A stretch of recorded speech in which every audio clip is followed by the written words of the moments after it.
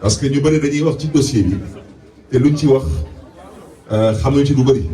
parce que xaw na yàgg donc ñu bëri sax dañuy dem sax ba fàtte lu bëri ci dossier bi daanaka xew-xew bi bu muy am dañ doon xeex 3e mandat ñu ne 3e mandat du fi am justice bi def leen neex nguur bu fi nekkoon ñu jox leen 3e mandat mu am fi lu toll ci 17 sénégalais yi fi ñàkk seen bakkan 17 ci lan ci 3e mandat dañ ko fiy tere ñu fi nekkoon forcé justice bi jàppale leen ci loolu ba 3e mandat bi am wante ku fi nekkoon jamono boobu comme président moom daanaka mën nañ ko contre wante garmi la woon parce que moom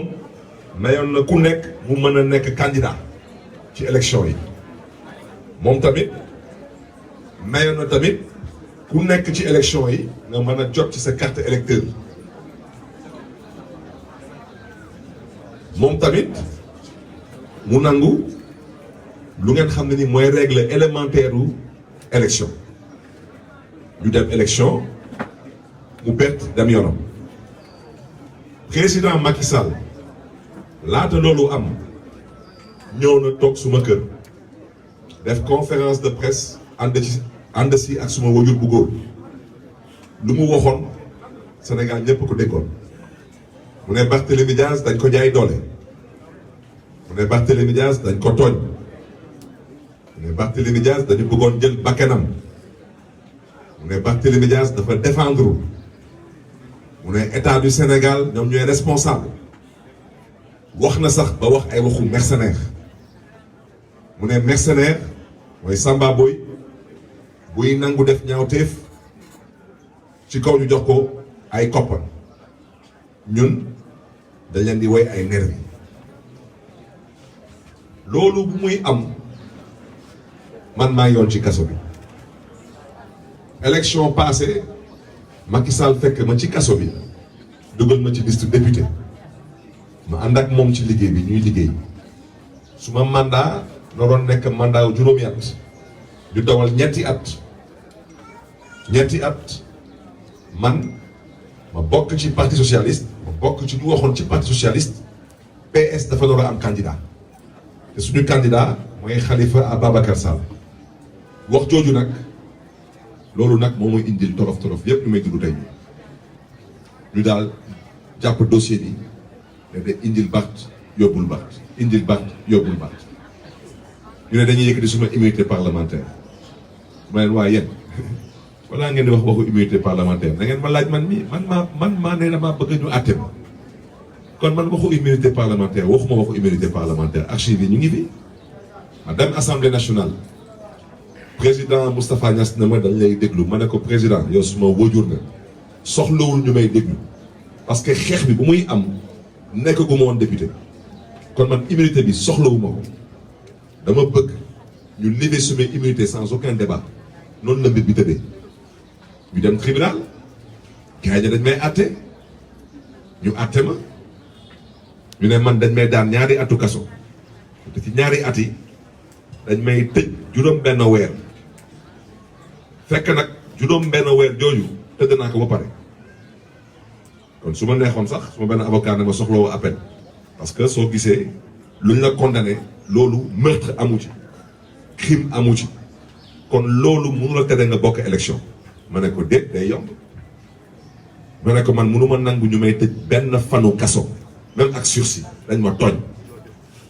ma ne ko nag balaa may dee ñu ne ma dañ ma naa fay 25 millions njabootu waa jooju te mu nekkoon nervi Macky Sall di ko woy mercenaire nervi yooyu tey ñoom ñoo nekk ci dëkk bi di song Ousmane Sonko di song Guy Marius Sagna mois de mars lu toll ci 14 sénégalais ñàkk seen bakkan ci réew mi ñu gis fi ay nit du ñu ay policier du ñu ay gendarme ay ponklu nit yor seen ay fetel di dox ci mbedd yi di dugg ci ay kër di boom ay doomu aadama ñëpp ko fi gis tout le monde 14 sénégalais ñoo fi ñàkk seen bakkan procureur de la république nee na dafa gumba moom nee na moom mënutul gis ministre de la justice nee na moom dafa gumba dafa tëx loolu moo fi am ñoom nag 10 ans ñu ngi may toog ci benn laa wax benn nerf bi bu fi ñàkk bakkanam ci lan ci ñaawteef wante 14 sénégalais yu ñàkk seen bakkan ñu boom leen ci mbedd bi kooku moom daanaka soxlul sax ñu ciy wax ñu ci débat parce que dossier amul procès amul enquête amul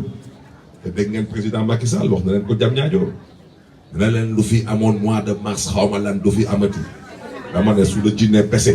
defaatal lu ko defoon mars rek nga xool lu fi amati dama ne dossier bii bañ may àtte ma jàpp ni lu ma daan du dëgg du yoon ma appel ñu jël appel bi ne dañ may jugé appel bi moom bañ may woowee cour d'appel ba tey dañuy renvoi di renvoi lu tax ma dinaa ci wax parce que kilifa bu waxul dëgg wala kilifa bu wax dëgg bu dëppwul ak dëgg bu wax dëgg yàlla xaw ma nuñ lay woowee ci wolof wante ci tubaab daal tubaab moom la ñu nam te damay bañ a wax bu ñagas wante ku fi toog nga ne yow Barthélémy Diaz depuis le 7 juillet xamoon nag le 10 novembre dañ koy woo tribunal wax boobu wax jooju dëppawul ak dëgg mooy lu tubaab di woy mensonge yéen waa presse bi am ngeen internet yomb na vérifier am ngeen Google yomb na vérifier na ngeen dem ngeen tapé le 8 octobre 2020 ngeen xool le 8 octobre 2020 dañ maa renvoyé au 18 octobre 2020 ma ñëw 18 octobre 2020 juge bi bëggoon ko renvoyé ay décembre noonu ay janvier ma ne ko sëriñ bi mu ne ma naam ngeen may ma nag ma nuyu ko sargal ko ñu ngi tudd Serigne Bara Gueye parce que may na ma lu ngeen xam ne ni mënoon na lank bañ ne du ma ko jox dama koy nag maa bëgg a woo ci mois de décembre day am feetu Noël man catholique la xam nga bëgg a woo jullit nga ne ko ëllëg mooy tabaski kooku daanaka da nga koy teg problème parce que yeneen problème lay am mu nangul ma ko ñuy waxu ay début janvier du ma ko fàtte parce que joxoon na date 8 janvier ma ne ko 8 janvier bi du ma arrangé parce que 8 janvier bi suma anniversaire bu papa la te man suma kër daanaka ñun ay gourmet lañu ñun anniversaire ñun daanaka ñun moom daanaka dañuy ngénte rek di dem du ma sa jeex ñuy wax di wax mu ne ma ban date moo lay arrangé ma ne ko monsieur le juge ma ne ko man damay dem Canada ma yoroon suma ay këyit ak yëpp ma ne ko damay dem ci benn école bu ñuy woowee York University bu nekk Toronto suma inscription bi nii damaa ngi def defi benn master moom bëggoon nga demee ma dem ba mu pare suma master ma ñibbisi ba may dem sax ba may ñibbisi ñu ngi tombé ak affaire du Covid bi ngeen tapé internet le 5 mai 2021 dañu dem tribunal ñu toog tribunal le 5 mai 2021 ñëpp a ngi toog wante ñëpp bi man kese la ak papu xale bi amul benn neex bi amul kenn kuy bàyyeekoo ci parti bu fi nekkoon ci jamono boobu amul benn commanditaire man nekk fa nekk ñu nekk di wax ñu ne non dossier bi mënuñu ko àtte parce que fii nervi yi newuñu fi parti yëpp newuñu fi nañ ko dàq ñu nekkoon nañ ko dàq au 7 juillet 2021 ñëpp toog ci salle bi ñëpp d'accord le 7 juillet man le 7 juillet ma dem tribunal ma ñëw dugg toog 8h30 maa ngi toog ak Khalifa Sall ñu toog ba 10h kenn woowu ma 10h30 kenn woowu ma ne waaw lii mu demee nii 11h kenn woowu ma ma woo Demba Ciré Bathily maître Demba Ciré Bathily ma ne ko mais maître man de d'habitude dañ ma doon woo ay booru maximum 9h30 10h ñu woon mu ne ma xaaral ma dem seeti greffier bi bu dem seeti greffier bi nekkul seen dossier newu fi ma gis Demba Ciré Bathily dem interpeller juge bi arrêté audience bi juge bi interpellé substitut de procureur bi mu ne ko waaw mais est-ce que dossier bi mi ngi fi substitut du procureur bi xool juge bi ne ko dossier bi kenn programmé wu ko tey kenn enrôlé wu ko ci rôle audience yi yow soo programmé wu la benn dossier naka nga ko mën a reporter à une date soi-disant qui correspond au 10 novembre c'est faux c'est archi faux et si vous insistez c'est un mensonge c'est tout parce que nag kilifa du fen parce que nag nous sommes dans une bataille d'opinion et trop c'est trop Cette justice n'inspire aucune confiance à aucun citoyen dans ce pays à cause de votre comportement. C'est un comportement qui est inadmissible, inacceptable et intolérable. Et je vous le dis, vous êtes en train de jouer avec le feu. Ce pays en a marre. Dama ne ñu nekk tribunal dañu xoolaat seen taxawaay parce que nag dafa am ñu ciy bokk dañuy juum di jaawale ñu ci bëri dañuy jàppee seen bopp ay magistrat ñoom lu ñu jàpp mooy daanaka ñoom lu tubaab di woy intouchable mooy ñoom kenn du leen laal dëkk bi nga nekk sëriñ dinañ la laal nga nekk politicien dinañ la laal nga nekk homme d'affaires dinañ la laal nga nekk professeur agrégé dinañ la laal wante nga nekk magistrat kenn du la laal daanaka lépp lu fi am ci Sénégal ci ay magistrat ñoom duñ def benn ñaawteef ñoom duñu dëpp kees ñoom duñu signé ay faux papier ñoom duñ jël xaalis ñoom duñu xool jabaru jàmbur duñ def dara ñoom daal ñoom macha allah ñoom daal ñoom ay wëliw lañu ñoom def ñu dara ma bëgg nag wax jooju ñu teg ko ci suuf fii menace amu fii luñ fi woote tey mooy fulla ak fayda parce que nag lu ëpp tuuru mercredi le 10 novembre damaa fas yéene dem tribunal parce que dama nekk citoyen sénégalais te man maa sàkku ci justice ñu àtte ma mais biiralaat du ma fi wax dama ne juge boobu bu ñëwee Serigne Bara Gueye maa ngi koy jaajëfee parce que man damay xool nit mën naa xàmmee di ràññee kon maa ngi koy jaajëfee wante ñu fa toogal état du Sénégal xam nañ seen bopp moo tax dama ne procureur boobu ñu koy woyee Serigne Diaby du noonu moom comme nee na day jël këyit gën a communiqué di wax ne ni que Barthélémy Diaz moo ko doon xam ne ni que day ñëw tribunal le 10 novembre waa bismillah maa ngi ñëw tribunal le 10 novembre yow nag bàyyi di jël ay substitut ne leen kaay leen toog yow kaay toog yow da ngay ñëw toog ma ñëw toog comme nee na da nga may àtte ma xam lan nga fiy àtte lan ngeen di fi àtte da ngeen toog ngeen ne man Barthélémy Diaz da ngeen di ma topp ndax lan damaa yoroon gànnaay te gànnaay boobu daanaka dama ko yor wante yoruma këyit pour yor gànnaay boobu da waxtu ju dëppwul ak dëgg yéen waa presse maa ngi sàkku ci yéen ngeen dem ci Google ngeen wut ci Google ngeen dem su leen neexee ci site internet bu ñuy wooyee parce que foofu laa ko jëlee ngeen jëlee ko ci këyit bi nii mooy këyitu bii moom dama ko jëlee ci leeral.net date bi mooy le 22 août 2011 kii mooy laata fusillade bi di am parce que fusillade mi ngi am décembre 2011 kii août 2011 la woon li ngi nii le 22 août 2011 ngeen xool décision de la Cour suprême Ousmane Ngom moo fi nekkoon ministre de l'intérieur doon ma jaay doole jóg bés woo waa DST mooy direction de la sûreté du territoire moom benn mag bu baax moo fa newoon ñu koy woowee commissaire Abou Diop ñu koy jox wàccuwaayam au passage mu woo leen ne leen Barthélémy Diaz bëggatuñu Barthélémy Diaz am këyit bu koy may sañ-sañ mu am feten parce que ñoom dañu namoon ci man mooy duñ fi gisoon ci mbiru Talla Sylla wante nag comme ñoom dañu xamoon tamit kër bu bëri xëcc ñu ne ah waa ji pour ñu mën a jot ci moom foog lépp lu mu yor ci ay gànnaay nañ ko jël ci moom ñu def lu ñu def waa DST ñu annulé suma permis de port d'arme man ma jël décision bi ma attaqué Cour suprême moo may dëkk Cour suprême ne Barthélémy Diaz bii di homme politique di opposant jënd fetalam fii ci benn armurerie na ngeen ko delloo permis de port d'arme naka ngeen mënee toog tey ngeen ne man da ngeen di ma topp ci benn dossier ngeen taxaw fii di nekk man damaa yoroon gànnaay te yoruma woon autorisation pour permis de port d'arme wax jooju dëppawul ak dëkk ñu ne waaw mais Barthélémy Diaz dafa yoroon ay yeneen gànnaay mais dama ne ku bëgg a lépp na nga lépp nous sommes en pénal lii pénal la pénal amul lépp léeboon pénal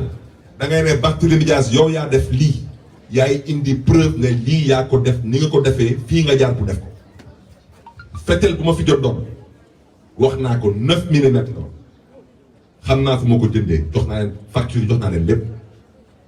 demoon nañ sax ba bëgg sax tëj armurerie bi ndax jaay tamit doole fetel bi ba tey mi ngi commissariat central mi ngi sûreté urbaine ñoom suñu taxawee tey ñu ne man maa rey Samba Boy boobu ñu doon woy Ndiaga Diouf ñoom nañu génne fetel bu rey xale bi te nañu génne les preuves wane ne que man maa rey nervi boobu mais c'est trop facile taxaw fii ne ma non gànnaay boobu da nga ko sànni géej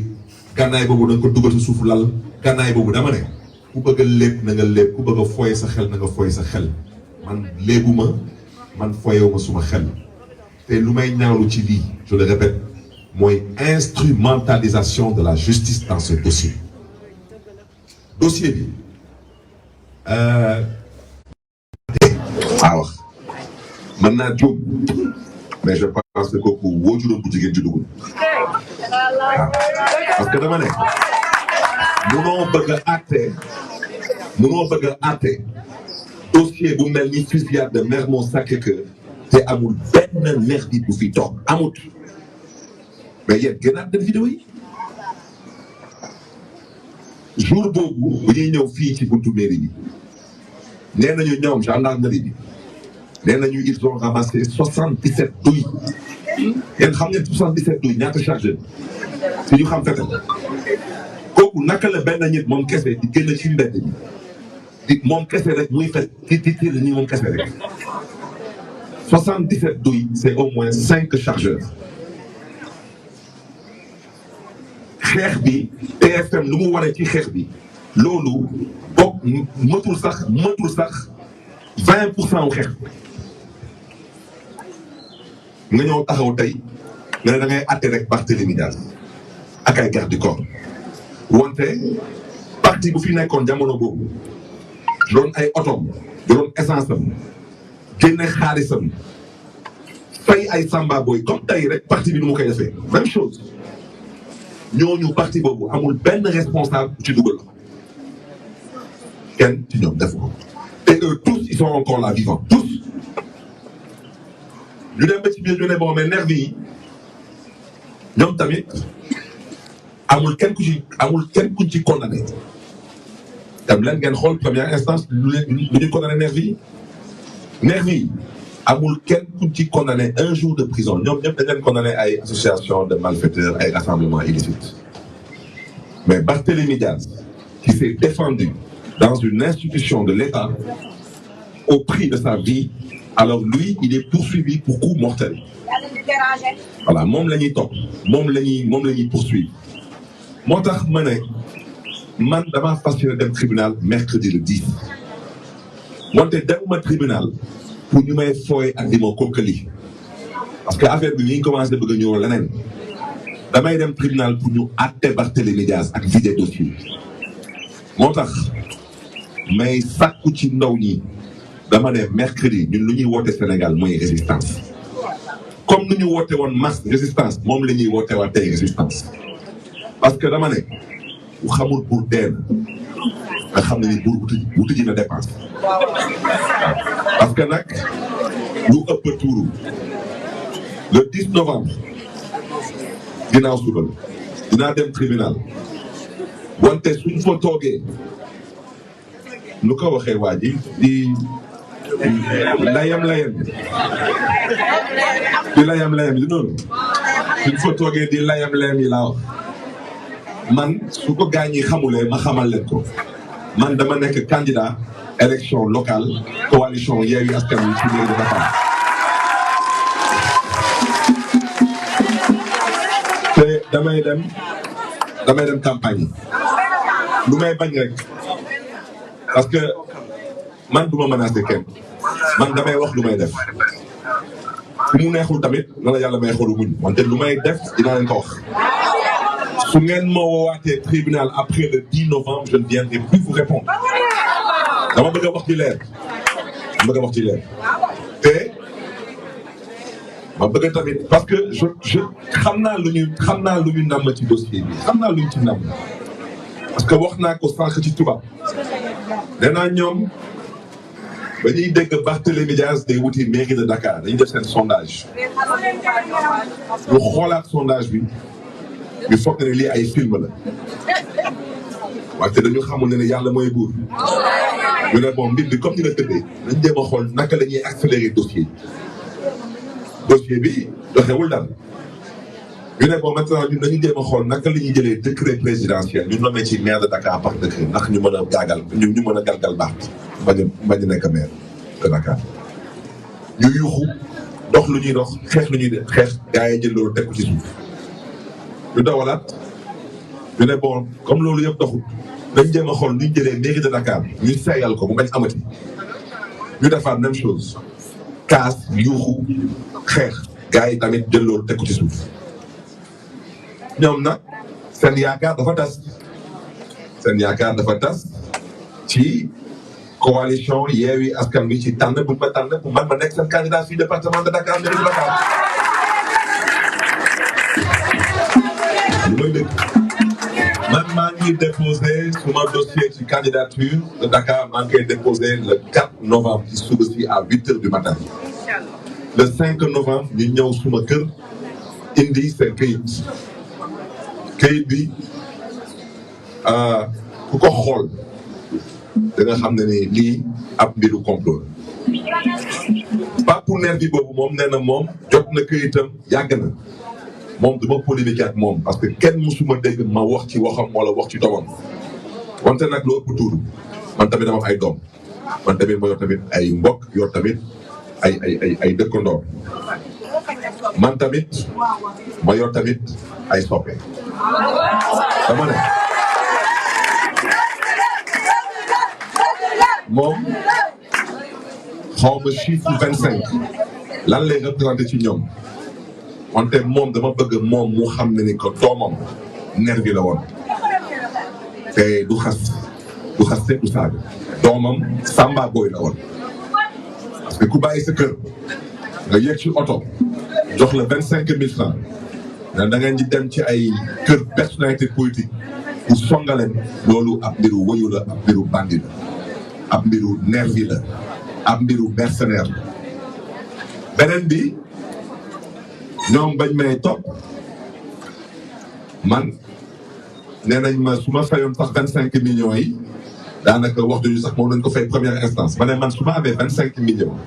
ma jot ko jox ko waa Empire des enfants wala ma jox ko SOS village des enfants moom ma gënal ma leen di ko jox 25 millions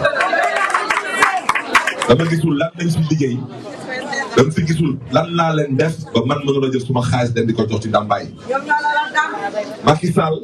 bu may ñëw suma kër ba xew-xew bi am lu mu wax ñëpp dégg nañ ko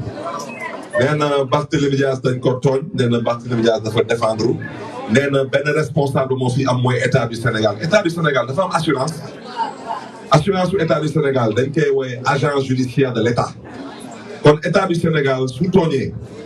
moom assurance la mooy fay kon tey du président Macky Sall mais président de la République ah wax dëgg yàlla nag bés bu ma gisee état du Sénégal di indemniser nervi man nag ma xam ne nag Sénégal nag dëkk bi nag wax dëgg yàlla nag dañuy dem ci beneen dëkk dem dëkk fa parce que nag nervi bu ñuy indemniser sañ na ko naam sañ na ko parce que moom tey daanaka moom tey yaakaaratu ko ci tey yaakaaratu ko ci APR président Macky Sall tey yaakaaratu ko tey ci Benno Bokk Yaakaar daf ko yaakaaree ci lan ci nervi yi mois de mars gis ngeen lu fi xew yéen ñëpp da ngeen di suivre actualité bi big rek gis ngeen lu xew Ziguinchor Ousmane Sonko est un député du peuple c'est un député de la Casamance ça veut dire que l'État du Sénégal n'a engagé aucune poursuite amul benn enquête amul benn arrestation ana Guy Marius Sagna song nañ ko fi Mbour xotti ay yéreem toroxal ko gendarmerie ne pat balaa may dee ñu ne la gendarmerie est une institution depuis quand est-ce que la gendarmerie est une institution depuis quand donc loolu yëpp wax leen que tey su ngeen gisee man sax lu xaw a am jàmm tey man Barthélémy Dias c'est parce que gars yi dinañ song a gaañ mais man wax dëgg yàlla man moom gars yi moom dañu pare ci suma ay bagages waaw dañu pare ci suma ay bagages parce que bugguma politique pour foo ak ñoom te nag ëpp baax na ci laax bu tàng depuis la fusillade man may nañ ma jàmm te jàmm boobu moom incha allah dina continuer parce que man wax naa tribunal lu ma naroon wax tribunal wax naa lu ma def te waxaat naa tamit nee naa lu xewoon ci buntu mairie Mermoz Sacré-Cœur ñëpp dañ ko ñaawlu wante ni ñaanuñu ko yàlla mais loolu bés bu amaatee la woon fa woon ba woon na woon rek dara du fi changé parce que ñun ñëwuñu politique pour di tooñ ay doomu aadama wante duñu nangu kenn di ñu tooñ ñun lu ñu ñor mooy Sénégal te Sénégal lu ñu gëm mooy dañ koy waxtaanee dañ koy pencoo mais kenn mënu ko aakimoo ci lan ci génn ay neex bi di jaay yi ñi doole donc mbokk yi xaw ma est-ce que lu ma dëgg ci wolof c'est plus ou moins ramassé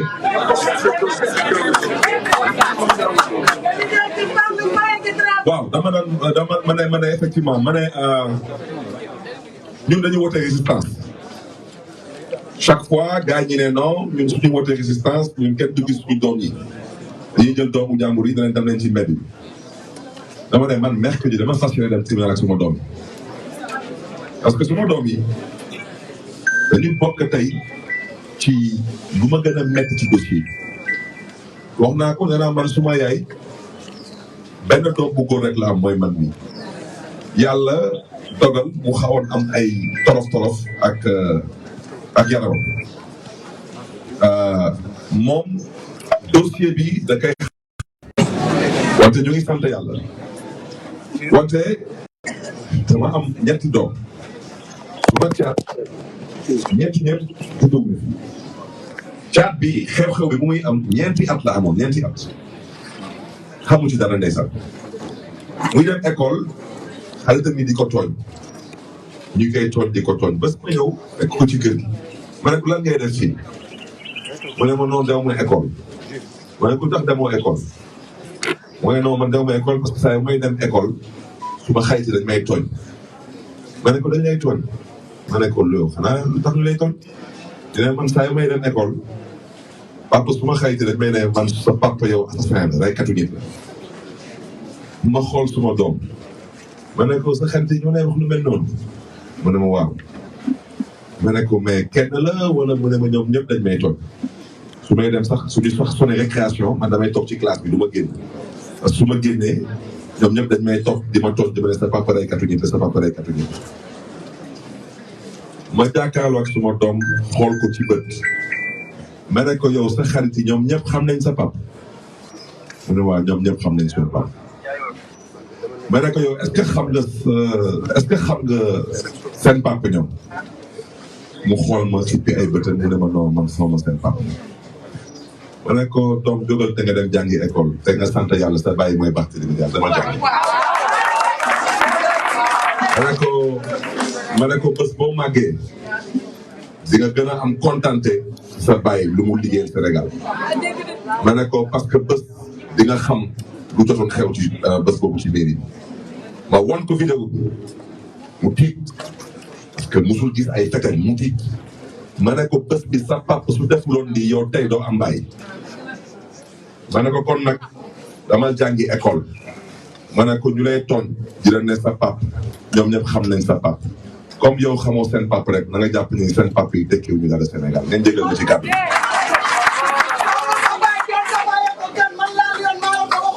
kon nag mbokk yi dama ne man mercredi le 10 dama fas yéene dem tribunal yóbbu suma doom yi pour ñu mën a ubbi seen bët ñu xam kan mooy seen baay dinañ xam est-ce que seen baay assassin la wala est-ce que seen baay kilifa la buy xeexal réewam buy xeexal démocratie biir réewam moo tax may ñaawlu bu baax a baax communiqué wu procureur général waa ji sant Diaby parce que communiqué boobu lu mu wax dëppawul ak dëkk man maa gën a yàkkamti ñu àtte ma wante lu may ñaawlu mooy caaxaan ñi dugal ci dossier dama koy ñaawlu ba ci kanamu yàlla naka la ñu mën a bëgg a téye benn dossier 10 ans bañ ko àtte 10 ans loolu suñ ko teg suñu waxee suba mooy élection wala suñu waxee diw dafa bëgg day wut candidat ñu ne waa dañ lay woo tribunal loolu fuñ ko teg balaa may dee ñu ne waaw il faut respecter la justice mais dañuy respecter une justice qui se respecte loolu mooy dëgg kon nag ñun mercredi may leen ñu rek ñu daane mercredi incha allah mercredi incha allah lu ñuy sàkku ci ndaw ñi mooy na ngeen envahir le tribunal de Dakar ñoo wane seen taxawaay ak seen naqar. dama ne mercredi fu ngeen mënti nekk biir Dakar ci gox-goxaat yi na ngeen wane seen taxawaay une résistance la ñuy woote. ñoom nag magistrat yi dama ne may la ñu nekk ñu daal ci conférence de presse s'il vous plaît. dama ne ñu ci bëri ci ñoom magistrat yi ñoom dañu jàpp ni ñoom kenn xamu leen kenn leen ràññee parce que kenn xameewu seen kanam mën nañ def leen neex mën nañ wax leen neex dara du leen ci fekk ba la ñu juume nag parce que dama ne lu ëpp tuuru dama ne résistance bu ñuy wootee mercredi ci mbedd bi résistance boobu moom laa fas yéene am ci taxawaay ci biir tribunal te ñu ma xam nañ est-ce que damay wax wala est-ce que damay waxantu ñëpp lay respecté wante dama ne ce cirque-là il va prendre fin mercredi au tribunal de Dakar inchallah bu leen neex nag def leen bu leen neex def leen su ngeen mënee jàpp leen su ngeen mënee téy leen su ngeen mënee rendi leen wante dama ne